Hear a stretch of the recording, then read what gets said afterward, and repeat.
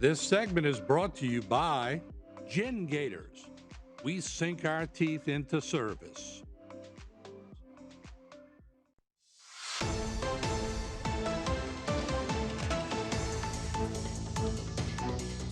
Hello and welcome to this edition of Bayou Time. I'm your host, Keith Weisheit, licensed clinical social worker with Terrebonne Home Care. Very glad you're joining us. However you may be joining us, we appreciate it. And we have joining us via Zoom in his truck, Mr. Archie Chasson, the third. We appreciate very much the Lafourche Parish President. Archie, I know there's a lot going on right now. I know on behalf of yourself and your team, and certainly here, us and our community, we want to kind of extend our condolences to the two individuals that were the victims in this plane crash that took place overnight. I know that you're out there, you've been out on the scene and doing so much. Archie, tell us a little bit about what you can about what we know so far. Yeah, thanks, Keith. And first and foremost, our condolences go to the two families of the two souls that were on board this aircraft this morning. We are on site about 8:30 last night. The sheriff's office received a phone call about a possible plane going down in the Raceland area, just west of Highway 90 and Highway 182. About 8:30 this morning, we made a visual site or a visual recovery of the aircraft crash site in the water, very marshy area, again, just off of Highway 90 and Highway 182 here in Raceland. We did make all the notifications to NTSB and the FAA. The FAA personnel have just arrived on site, so we're about to take them back out on the water and let them start their initial site recovery. And then we'll be able to work on a plan for actual recovery operations of the aircraft and hopefully the two souls that were on board. We have identified the two people as Mr. Lyle Penapinto and Miss Lauren Meckelmeller, both of a seaplane company out of Belle Chase, Louisiana. They were en route from Belle Chase to Houma, doing some logging hours on the aircraft. And for still reasons under investigation, that plane went down here in Raceland.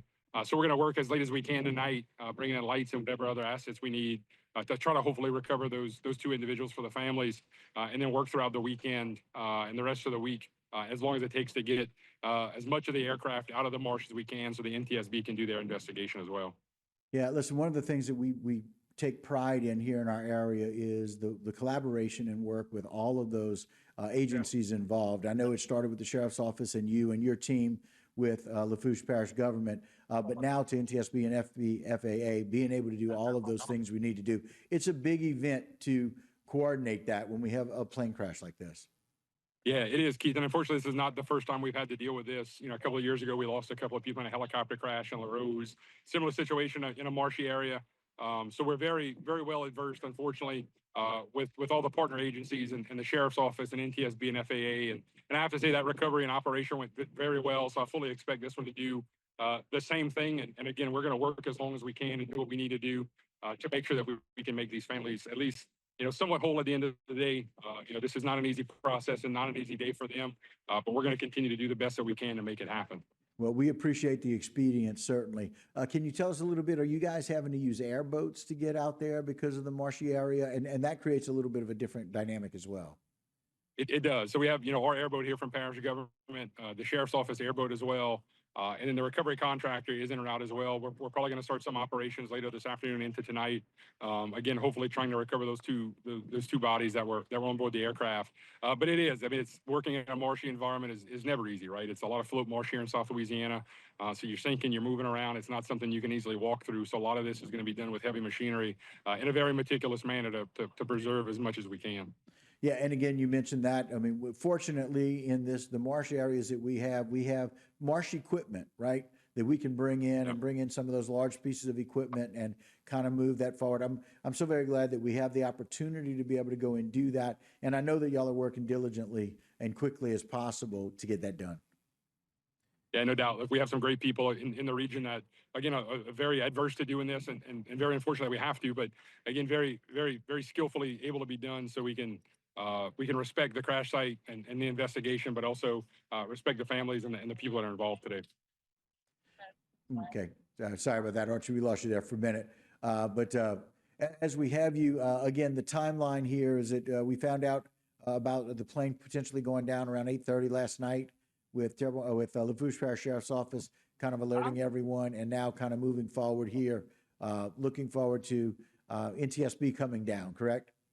Yes, sir. We're going to continue to work as long as we can tonight and do what we have to do to hopefully recover the two souls that were on board and then work with NTSB and FAA on their investigation. And do we know what type of aircraft? I think we know that it was a seaplane, but do we know any more about the type of aircraft, Archie?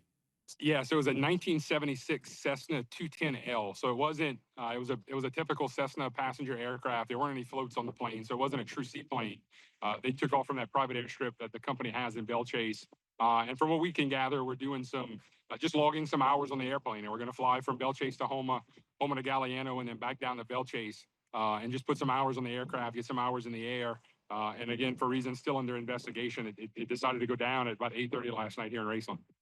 Okay, Archie, we thank you so very much for your time, as always. Thank you for being the great leader that you are and making sure that we take this and, again, recovering those two souls so very important. Yeah, thank you, Keith. Always appreciate the help. Absolutely. Thank you, my friend. And again, that was Archie Chesson sharing with us about a plane crash that went down. Jason, put that graphic up again. Want to let people know where that was.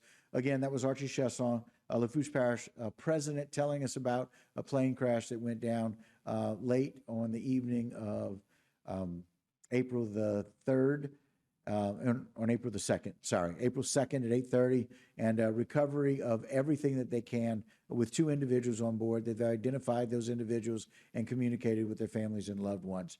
So that's the update that we have right now about that plane crash. We thank you for joining us. We're going to take a short break right here on Bayou Time, but don't go anywhere. We have a whole lot more when we continue. This segment was brought to you by Terrebonne Ford, built Ford tough.